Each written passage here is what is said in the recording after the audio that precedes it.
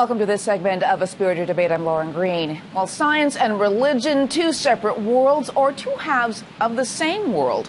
Well, veteran journalist Tim Stafford got tired of hearing that science and faith were mutually exclusive. So he interviewed 12 Christian scientists about creation, evolution, and even dinosaurs. And he put it all in a book. The book is called The Adam Quest. And Tim joins me now, along with one of the interviewees, Dr. Michael Behe, the professor of biochemistry at Lehigh University. I want to welcome to you both. Thanks very much. Well, Tim, I want to start with you because, what is Adam Quest? The basic attempt to figure out where we came from, where human beings came from. And it's not about just Adam, but it's really about the nature of human origins. And I've tried to step back from it really by profiling 11 of the scientists who've been involved in those discussions from all points of view, from people who believe that the Earth is very young to people who believe in evolutionary creationism and everything in between. The 12 scientists, and like you say, every viewpoint is present. We're going to get to Dr. Behe in just a second, but why has this debate become so mean-spirited almost between those who believe in evolution to those who believe in a creationist or young Earth or those who look at intelligent design? Why has this become so acrimonious? Well, a lot is at stake in terms of people's understanding of what's involved in our very nature. It's unfortunate that various sides have developed something of an echo chamber within their own point of view, and from that echo chamber they lob bombs across the wall into each other's camps. There's really been a lack of willingness just to sit down and with kindness and open minds discuss with each other in private. There's been plenty of acrimonious debate and lots of books that have been written disproving or proving this theory or the other, but not a lot of real communication. Now, I want to bring in Dr. Behe because, Dr. Behe, you are actually of the intelligent design camp. Is that true? Yes, that's right. How has that been for you? Well, it's been great. I used to be a Darwinist. I used to think Darwinian evolution was true, but then I kind of changed my mind and thought that the evidence didn't support it. And that was 20 years or so ago, and ever since then I've been talking about intelligent design and getting a lot of feedback, and so far, at least in my opinion, I remain firm in my opinions. I think that Darwinian evolution, the standard view, has used up its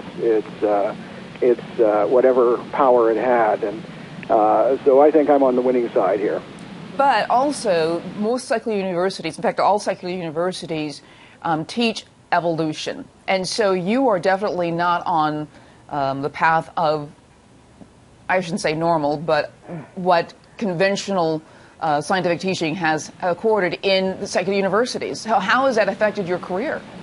Well, it's not a good career move to go against the majority, and that's true in any topic in science. Turns out science is pretty conservative, but you should know that intelligent design is not against evolution, if understood as, say, descent of modern organisms from ancient ones. It argues against against Darwinism, which specifically says that process occurred without plan or purpose, that it was due to random mutations and selection.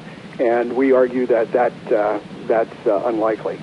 Tim, how did you choose the different scientists? Because obviously Dr. Behe is of one camp, but you also interviewed scientists who still have their faith, who believe in evolution, as well as those who actually believe in the young Earth, which is that the universe is about 6,000 years old. How did you choose the scientists?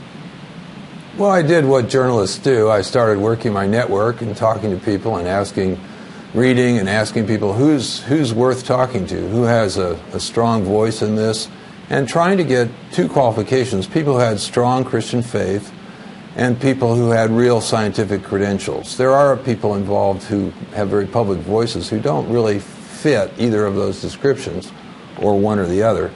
But I was looking for people who were both people of real faith, convincing faith, and conservative faith, actually, and people who had really serious scientific credentials, who were working scientists or published in peer-reviewed journals and therefore had the credentials to be respected.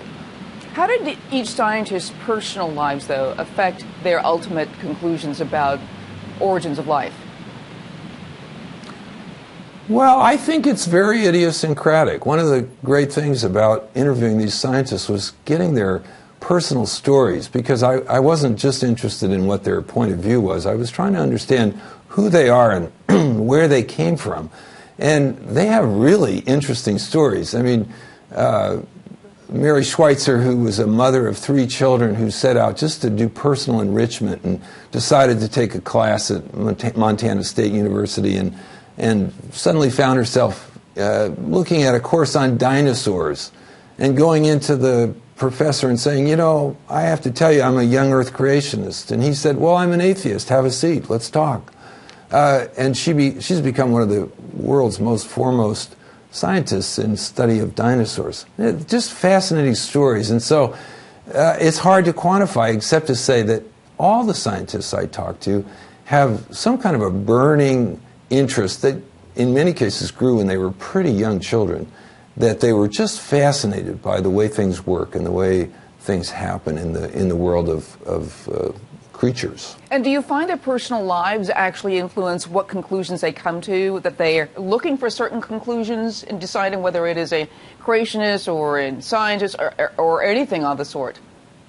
I really couldn't say that that's true. From what I've experienced, I think they have followed their convictions as best they can. One of the things that's so unfortunate about this current polarization is that people are not really given respect or listened to. It's sort of assumed that they must have some kind of an agenda or they couldn't possibly believe what they do. You know, Dr. Behe, does science and faith belong together? I mean, what's at stake if we don't bring these two together? Well, I don't think they really belong together. I think science has its own prerogatives. It's an independent subject from religion and theology. But I think the problem is that when many scientists who claim to be completely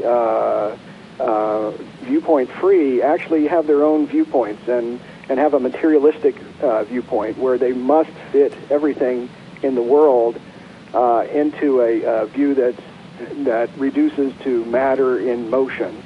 And we've been trying to get them away from that viewpoint and saying, let's let the data show us which way to go rather than trying to shoehorn it into this philosophical viewpoint. So science has its own prerogatives, but sometimes science gets, currently I think science is stuck in a philosophical point of view, materialism, that it doesn't fit the data. Yeah, and Tim, I want to ask you the same question. What is at stake here if we don't understand the limits and parameters of each?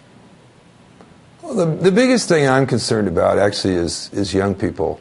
A lot of young people in America today get a very clear message that you can choose science or you can choose faith, but you can't have both.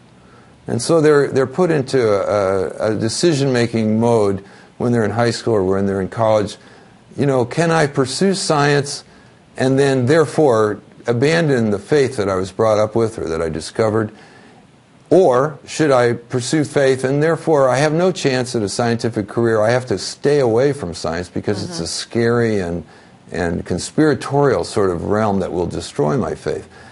That's bad for science. It's bad for people of faith. It's bad particularly for those young people. Well, I want to thank you so much. The book is called The Atom Quest. Very interesting book. You've got some really wonderful people in there that I've interviewed before, Dr. John Polkinghorne being one of them, and Dr. Behe, too, of course, is a great scientist as well. I want to thank you both for being here, Michael Behe and Tim Stafford, on Honest Bird Debate. Thanks so much. Have a great day. My pleasure.